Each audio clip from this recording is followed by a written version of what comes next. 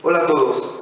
Mi idea es hacer una revisión conceptual de la conducta antisocial que existe por parte de los altos mandos de nuestro país, que a su vez ordenan a las fuerzas de seguridad ejercer violencia hacia los jóvenes de nuestro país, con la finalidad de que dejen de mostrar su inconformidad al gobierno mexicano.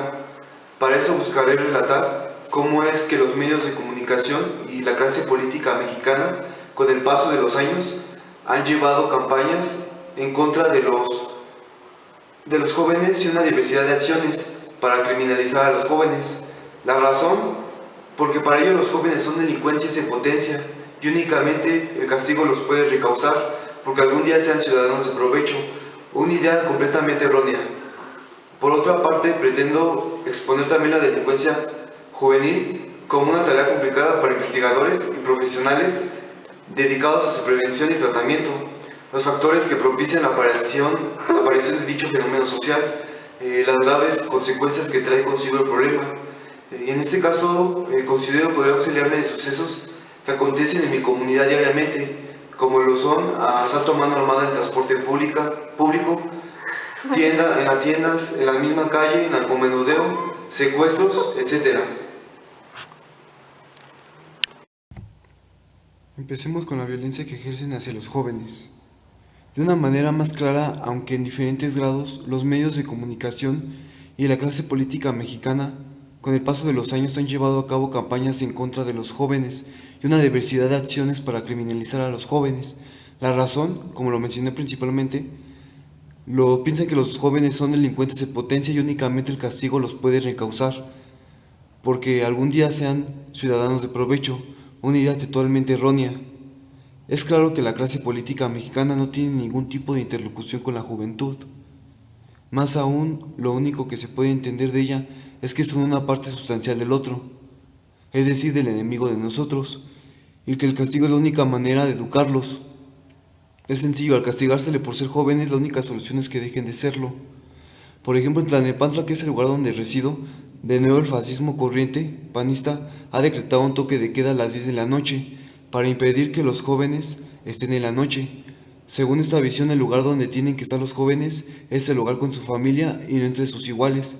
De esta manera, después de las 10 de la noche, un joven es un criminal confeso y merece un castigo ejemplar, una acción totalmente injusta.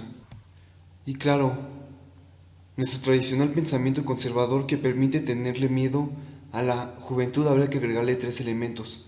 El envejecimiento de la sociedad mexicana.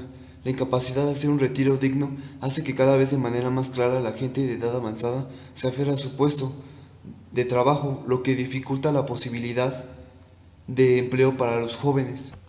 Segundo, el crecimiento de crimen organizado vinculado a la clase política, que utiliza a sectores de la juventud que no tienen otra opción que tener ingresos por vincularse a esas bandas. Y por último, la incapacidad del poder para crear modelos sociales con cierta credibilidad para los jóvenes. Ni la juventud cristiana lo vemos en los jóvenes que cada vez se alejan más de las parroquias, ni los jóvenes, por ejemplo, de la izquierda moderada y bien portada. Un ejemplo, los representantes juveniles del PRD, que provocan únicamente ataques de risa.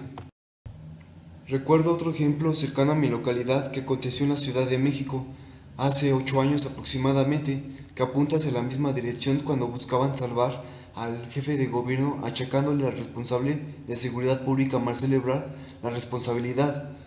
Sin embargo, el asunto no es tan sencillo como parece, pues el subcomandante Insurgentes Marcos comentaba: para asegurar esto del norte revuelto y brutal, López Obrador ha importado el llamado Plan Cero Tolerancia, y con él viene el robo Cop-Guilani y su guardia pretoriana. El plan se basa en un artículo de los criminólogos Kelly y Wilson de 1982, Cristales Rotos. Según esto, existen situaciones que favorecen la aparición y desarrollo de crimen. Hay un terreno abandonado, crece la mala hierba, alguien rompe los cristales, los adultos ya no riñen a los niños que hacen ruido, y estos, así animados en sus andanzas, se vuelven rebeldes, se van las familias, se va acumulando la basura, la gente empieza a beber enfrente de las tiendas, un borracho se cae en la acera y puede quedarse ahí hasta que se recupere, los mendigos se dirigen molestando a los transeúntes, y si hay mendigos, mañana llegarán los ladrones y pasando los asesinos.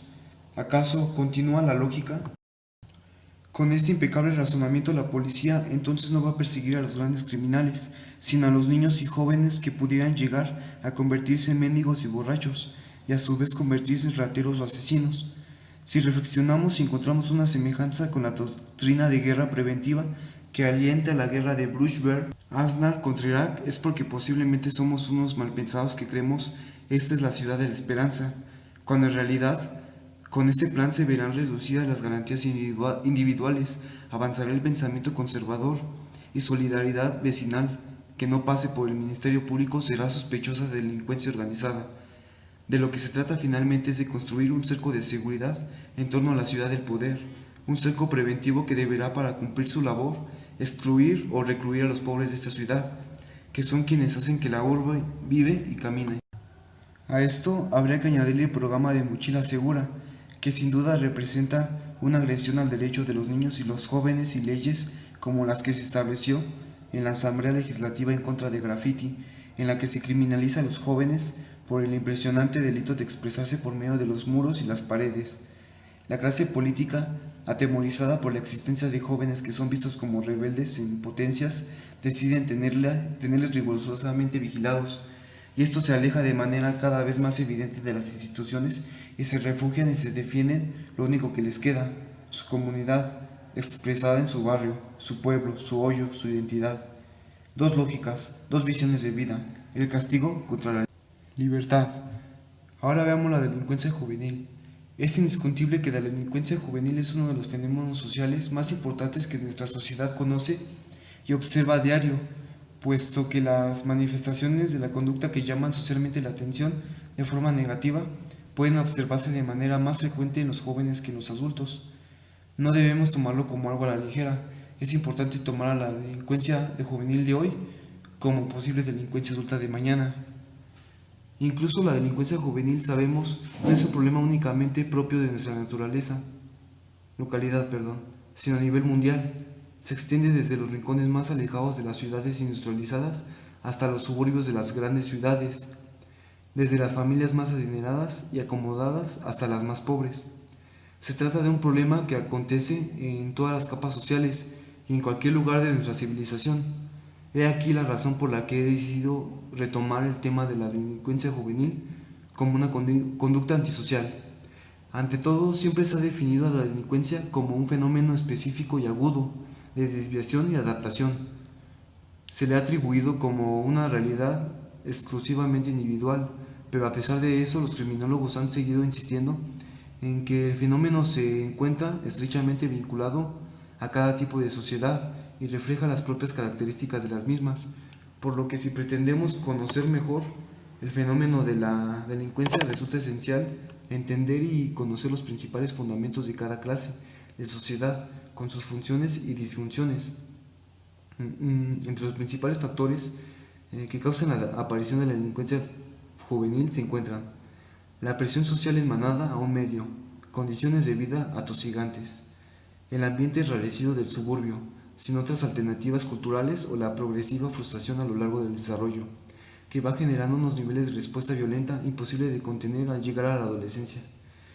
Incluso los modelos sociales a veces presentados en la misma familia constituyen así mismo otra fuente importante de la delincuencia juvenil.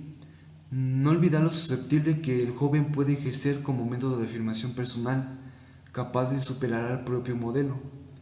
Los gobiernos tienen la obligación de dar a todos los jóvenes el acceso a la enseñanza pública y por otro lado los sistemas de educación deben enseñar los valores fundamentales, los derechos humanos y las libertades de cada individuo, respetar su identidad y aquellas que son diferentes a las suyas, desarrollar la personalidad, las aptitudes y la capacidad físico-mental de los jóvenes, lograr que los jóvenes participen activa y eficaz en el proceso educativo, desarrollar actividades que fomenten un sentimiento de identidad y pertenencia a la escuela y la comunidad, enseñarles a respetar las opiniones y puntos de vista de otros, así como diferencias culturales y de otra índole, evitar las medidas disciplinarias severas como mencionaba yo en el tema anterior, y en lugar de eso aportar información y orientación en la formación profesional y en las oportunidades de empleo. En cuanto a las características de los jóvenes delincuentes, encontramos que tienen unos rasgos en su comportamiento y personalidad que se manifiestan antes de que llegue a un episodio de violencia, de robo, etc. Por ejemplo, el fracaso escolar, un comportamiento impulsivo, el consumo de cualquier droga, dificultades en la socialización o manifestaciones de la misma índole son un indicador de que el niño o adolescente tiene dificultades y pueden en un futuro desembocar comportamientos delictivos. Las necesidades estarían dirigidas entonces al tratamiento de estas manifestaciones antes que se cometa un delito. Cuando los problemas se agravan como un delito, los servicios sociales se encargarán de ofrecer sus recursos para dar una posible solución al problema. Según estudios hechos, Alfred Adler, la frustración de los impulsos de sociabilidad provoca la posterior aparición de conductas violentas e insociables. La teoría de Adler especifica, por lo tanto, que una trayectoria vital individual de una personalidad no integrada, a causa de la impotencia y renuncia a la sociabilidad, conduce a un estilo de vida que en un sentido activo provoca manifestaciones de criminalidad o de delito, y en un sentido pasivo expresa formas neuróticas de comportamiento, que en ambos casos son significativas del miedo del individuo a las exigencias sociales fundamentales, el miedo al amor o el miedo al trabajo. Durante la adolescencia el problema se acrecienta, por lo que los jóvenes, según un estudio sobre la agresión adolescente de Albert Bandura y Walters, debido a un comportamiento agresivo en extremo, se ven un conflicto social agudo en adaptación escolar y ambiental. La mayoría de los centros educativos manifiestan algún tipo de rechazo para ocuparse de ellos, y a menudo los padres han de soportarlos en casa. Allí no tienen los cuidados especiales apropiados y hacen la vida imposible a sus familias. La integración de jóvenes, especialmente conflictivos y de escolares violentos, es un problema de difícil solución, ya que tampoco existen centros específicos y no se cuenta con recursos materiales y humanos suficientes para este tipo de tratamiento. Aunque con la nueva reforma de la ley del menor se está tratando de dar una respuesta mucho más apropiada.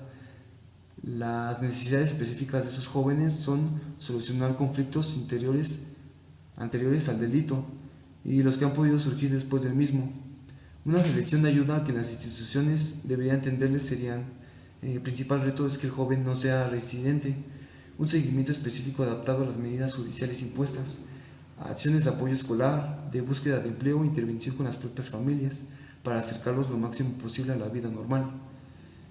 La reinserción social, ofrecer alternativas de un futuro que emiten la residencia. Desarrollo de cada joven en su propio medio sociocultural, de manera que la intervención alcance todos los ámbitos de su vida: familiar, escolar, salud, recursos, comunicación, trabajo y formación. Ejecutar las medidas judiciales impuestas, pero desde una perspectiva educativa. Gracias.